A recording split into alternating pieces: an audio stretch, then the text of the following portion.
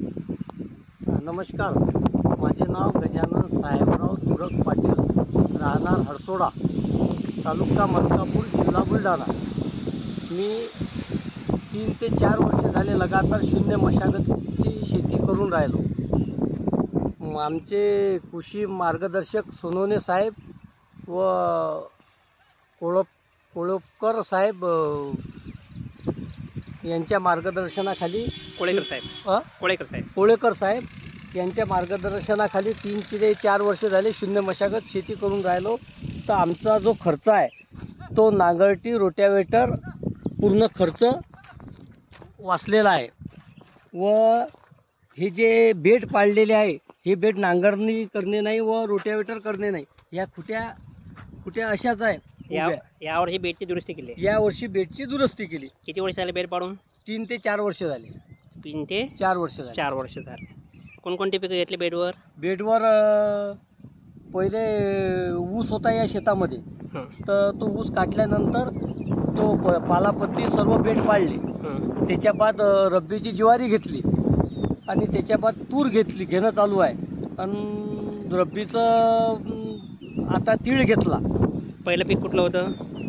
पहिल्या वर्षी ऊसाचं पीक होतं. ऊसाचं पिकाचं घेतलं उत्पन्न. ऊसाच्या पिकामध्ये आम्हाला पारंपरिक पद्धत नव्हतं, तर ते कमी होत जाय. त्याच्यानंतर दुसरं पीक कुठलं घेतलं? दुसरं पीक मग आम्ही काय केलं की त्याच वर्षी तुमच्या सोनवणे साहेबाच्या मार्गदर्शनाखाली बेड पाडून ज्वारी पेरली. ज्वारी उत्पन्न किती झालं एकरी? ज्वारीचं उत्पन्न एकरी 20 क्विंटल झालं. एकरी 20 क्विंटल. खर्च किती आला ज्वारीला? ज्वारीला खर्च बेड पाडले आणि पेरली. वाई काही दिली नाही, फक्त तणनाशक मारले त्याच्यामध्ये. त्याच्यानंतर ज्वारीनंतर कुठलं पीक घेतलं? ज्वारीनंतर पावसाळी तूर लावली. 6च्या पाटाची बेड पाडून. तुरीचं उत्पन्न किती झालं? तुरीचं उत्पन्न एकरी 9, कोण्या शेतामध्ये 9 झालं, कोण्या शेतामध्ये 9.5 झालं, कोण्या शेतामध्ये 10 झालं. खर्च भिजवायचा खर्च आला आणि रासायनिक खत टाकलेलं नाही आम्ही या बेडमुळे. त्यानंतर तुरीनंतर आता कुठलं पीक घेऊन राहिले तुम्ही? आता डबल तुरीचंच पीक आहे बेड दुरुस्त केल्यानंतर. बियाणं किती लागलं एकरी? एकरी बियाणं 3 किलो. पहिले आपल्या पारंपरिक जे पेरणी करत होतो त्यापेक्षा बियाण्याचं प्रमाण कमी झालं. आणि हे जे हातानं लावगण चालू आहे आता बायाच्या, म्हणजे सरत्यावर असं नाही पेऱ्याचं, हातानं लावगण चालू आहे. तर बेड एकदम नरम आहे. बेड एकदम गादीसारखा बेड आहे. गादीसारखा. हे खोडं तुमचे कायम आहेत? कायम आहे खोडं. हे फक्त कटर केलेले आहे. कट केलेले हॅरोने कटर केलेले आहे. त्याचं त्या काळी कचरा शेतातच आहे. काळी कचरा शेतातच. आता हे जे बेड आहे, बेड केल्यापासून शेतातलं पाणी बाहेर निघते का? शेतातलं पाणी बाहेर निघत नाही. आणि या बेडने एक फायदा आहे. मागच्या वर्षी आम्ही तूर पेरली पावसाळ्यामध्ये. सकाळी पाणी पडत जाय 9 वाजता आणि 10 वाजता आम्ही तणनाशक चप्पल बी काढून तर तणनाशक मारू शेतामध्ये.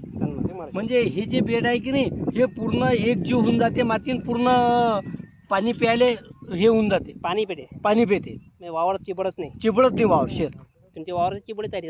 वावर आहे, वावर चिबडत नाही. आणि याचा फायदा म्हणजे असा कामगिरी बंदच नाही. किती बी पाऊस हो, फक्त 2 घंटे थांबा आणि तुमचं काम चालू करा. चप्पल बी काढायचं काम नाही.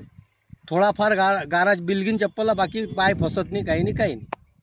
आणि दुसरं एक कारण आहे ना, पीक एकसारखं होते.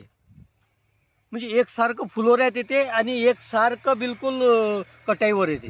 कारण आपल्या खारपान पट्ट्यामध्ये तो विषय आहे की आपल्या खारपान पट्ट्यामध्ये आपलं सोयाबीनचं पीक असलं किंवा कुठलंही पीक असलं तर एक झाड हिरवं असते, एक झाड वाढलेलं असते, एक झाड पिवळं पडलेलं असते. पण बेड केल्यामुळे काय झालं? ते बेड केल्यामुळे काय झालं की शेतीचा जो या बेडचा जो वापसा आहे तो एकसारखा होते.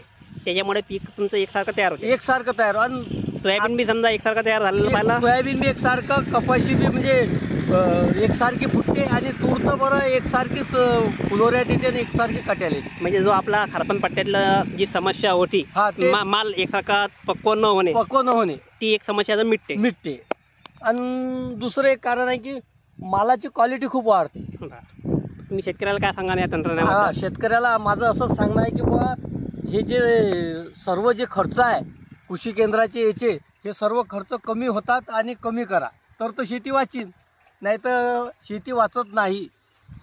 बरं, हे तुमच्या गावाला नवीन सहाय्यक कृषी अधिकारी आहेत गायकवाड साहेब, यांना आता प्रोत्साहित करा तुम्ही, जास्तीत जास्त शेतकरी संख्या कशी वाढेल तर तुमचं तंत्रज्ञान लोकांना सांगा. हो, आणखी वाढलं पाहिजे.